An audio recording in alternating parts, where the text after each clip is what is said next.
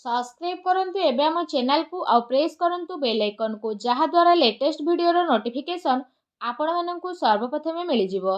नमस्कार बंधुगण आपण माननकु हम यूट्यूब चैनल को स्वागत। बंधुगण आज आम जानिबा 3-4 तारिखर दिनटी आपणकर किपरि साब्यस्त हेबो, ए 2 दिन को आपण किपरि प्लानिंग करिवे, ता सहित जदि कहिबा केमिति रहिबो आपणक पई ए दिन, केउ सब जिनिस रे आपणको फायदा हेबो, केउ सबु जिनिस रे आपणको सावधान रहिबाकु पड़िबो, आपणकर लव लाइफ किपरि रहिबो, क्यारियर किपरि रहिबो, बिजनेस आउ व्यापार किपरि रहिबो, ता सहित स्वास्थ्यर महत्वपूर्ण इनफॉरमेशन मध्ये आमे आपण माननकु देबु।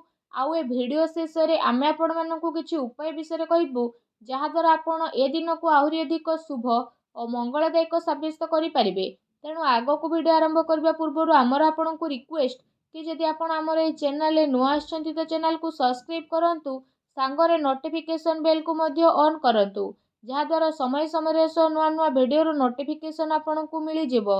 आसंतु जानिबा किपरि रहबो आपणको पई 3 आउ 4 तारिखर ए 2 दिनर स्थिति। जदि सबुठारु प्रथमे आमे आपण माननको कहबु कि ए 2 दिन रे कोन आपणको पई विशेष भाबरे पॉजिटिव रहिबा पई जाउछि।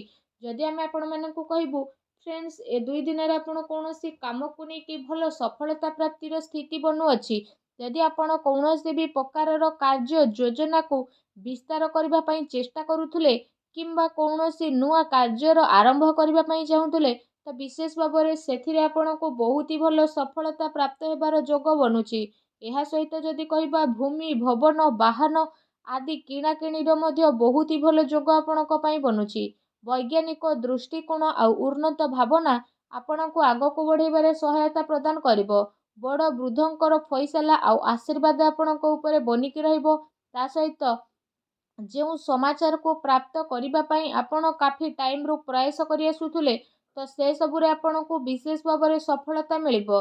बास निजर कार्य को योजनाबद्ध रूप रे करिबार आपणको आवश्यकता रहिछि। चाकरी पई करा जाइथिबा प्रतियोगी परीक्षार परिणाम आसीबो, आपणको सपक्षरे मध्ये आसीबो।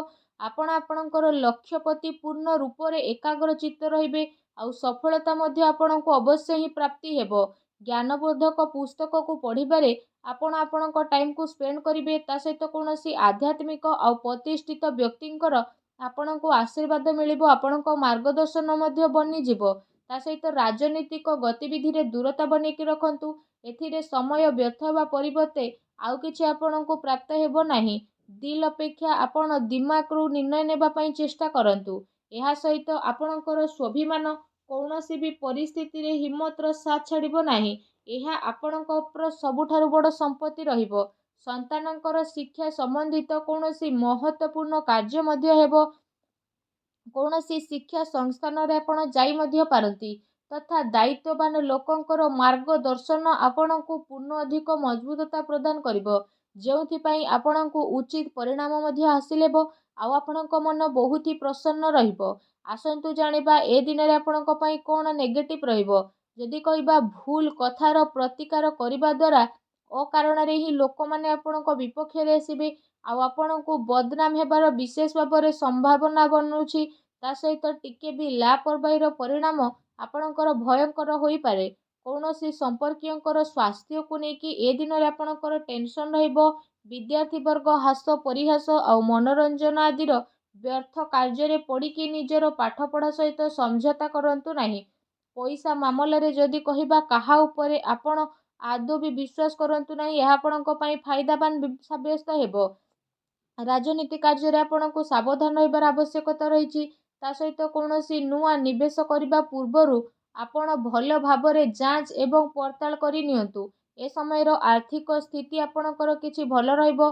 घरर बड़ वृद्ध वरिष्ठ सदस्यंकर स्वास्थ्यर आपणको विशेष रूप रे ध्यान रखिबार आवश्यकता रहिछि। अजणा एवं अपरिचित लोकंक द्वारा व्यवहार रे लेन देन रे आपण सावधान रखिबार विशेष आवश्यकता रहिछि।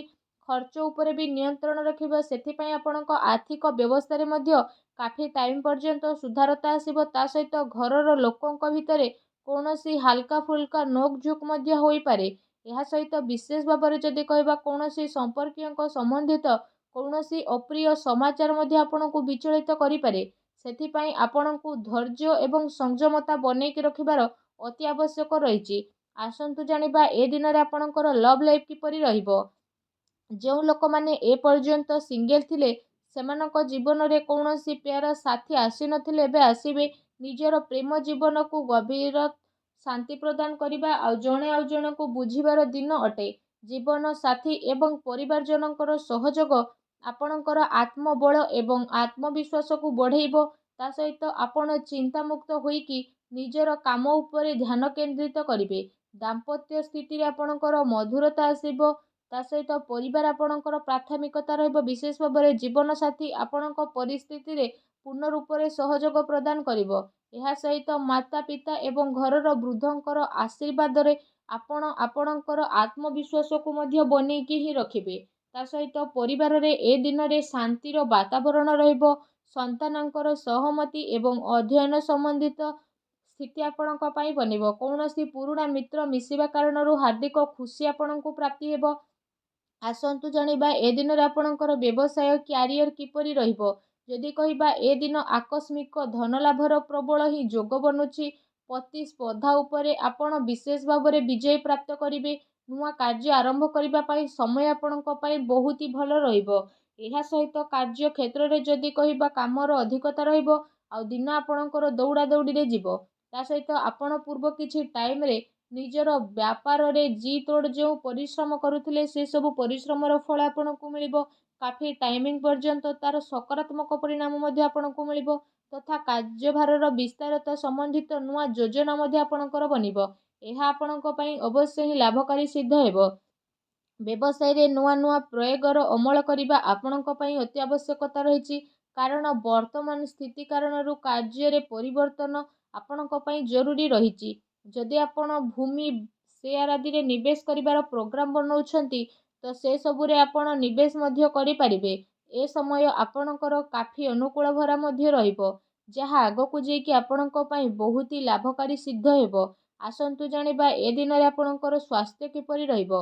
ଯଦି କହିବା ଏ ଦିନ ଆପଣ ଆପଣଙ୍କର ଶରୀରର କ୍ଷମତାକୁ ବନେଇକି ରଖିକି ନିଜର ସବୁ କାର୍ଯ୍ୟକୁ ବିଶେଷ ଭାବରେ ପୁରା ଶାରୀରିକ କ୍ଷମତା ସହ କରିବାରେ ସଫଳ ନଜର ଆସିବେ।